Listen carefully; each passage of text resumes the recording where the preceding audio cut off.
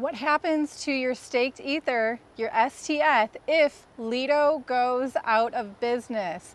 Can that happen? And what happens to your coins? That's what we're talking about today. Welcome to a new episode. If you guys are enjoying these videos, hit the like button, hit subscribe, check out the CT Club down below. We're doing trade alerts, portfolio updates, and keeping you guys posted on what altcoins we are buying and which ones we think are going to perform well in the coming years. But first, Lido. This question was brought to us by one of our CT Club members, actually, so thank you for your submission. It's a good question because from everything that we've experienced in the past 4 months in cryptocurrency, there is and should be a lot of paranoia when it comes to profit-generating mechanisms in cryptocurrencies. And this fear of Lido going out of business, in my opinion, is a strong indicator that there's still a lot of fear of these centralized platforms like Celsius, Voyager, 3 Arrows Capital, different type of a business, but a lot of bankruptcies happening. So what would happen if Lido goes out of business? First thing we need to understand is that your stETH is going to be sent to the wallet that you use to stake your Ethereum with Lido in the first place. So that means that the wallet that you had your Ethereum on, that you interacted with Lido smart contract, that's the same wallet that stETH will be sent to. That's their liquid Ethereum, basically. So you have ownership over your stETH. If Lido goes out of business, if that's possible, your coins aren't locked up with them, at least not your stETH. There are secondary markets where stETH is traded as well, so you would still have an opportunity to trade that coin if you wanted to. Next up, we need to address the fact that Lido is a DAO, a decentralized autonomous organization made up of basically some of the industry's biggest staking services.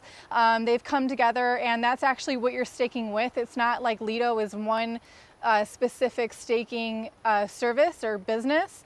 When you stake with Lido, your coins are being distributed amongst a larger number of staking services, and so you're mitigating risk if one were to be faulty, for example. Lido charges you 10% for, they take 10% of your staking rewards, and that 10% is distributed amongst the staking node operators, the Lido DAO, and their coverage fund, so kind of like their slashing insurance for the staking operations. So I want to address the two main risks of staking with Lido, and one of them being what if they go out of business. The main reason why Lido would go out of business is if Ethereum 2.0 does not ever happen. The merge doesn't happen, which as of today, you know, it seems more and more likely that it will happen around the date that was announced last month.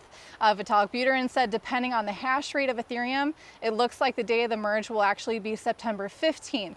The reason, if the merge never happened, how that would affect Lido is because they are specifically designed for staking services of Ethereum when Ethereum moves over to proof of stake. In my opinion, the likelihood of the merge not happening is very unlikely.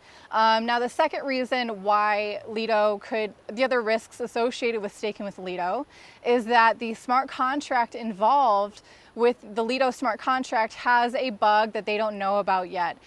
This bug could be maybe there's a bug that, you know, there's been examples of other DeFi platforms where bugs are exploited to inflate the supply of the coin, and then those coins are flooded onto the market. It dilutes the supply and it crashes the coin of the price of that coin, which in this case would be stETH. So that would be some kind of an exploit that the hacker would have to figure out that way. Another way that the smart contract could be exploited if there is a bug is they could actually maybe siphon funds from that smart contract itself. But that one I think is even less likely because the way that Ethereum 2.0 is designed is that even though you can deposit coins to be staked, there is no mechanism, there is no code written that will unleash those coins from the smart contract to be unstaked until 6 months up to a year after the merge actually happens. So to think that people can siphon funds from the smart contract, I don't think that's very likely.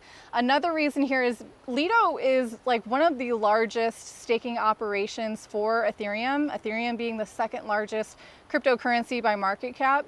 And because of that, there's a lot of pressure and attention on the smart contract. It has been audited multiple times. Also, a really good indicator is that they have a huge bug bounty program that maxes out at like $2 million.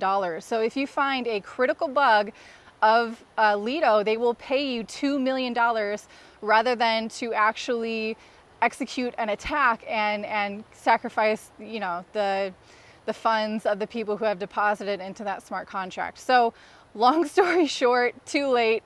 I don't think Lido is the type of business to go down for the same reasons that Celsius and Voyager have. There are other risks with staking with Lido, and they do exist, and you should take that into account when you consider how many coins you should be staking there. And also, your staked ETH is liquid. You have access to it even if Lido does go down for whatever reason. Those coins are still in your control in your wallet. That's going to wrap it up today. Thank you so much for your question. Again, hit the like button, hit subscribe. I'll see you tomorrow. Bye, guys.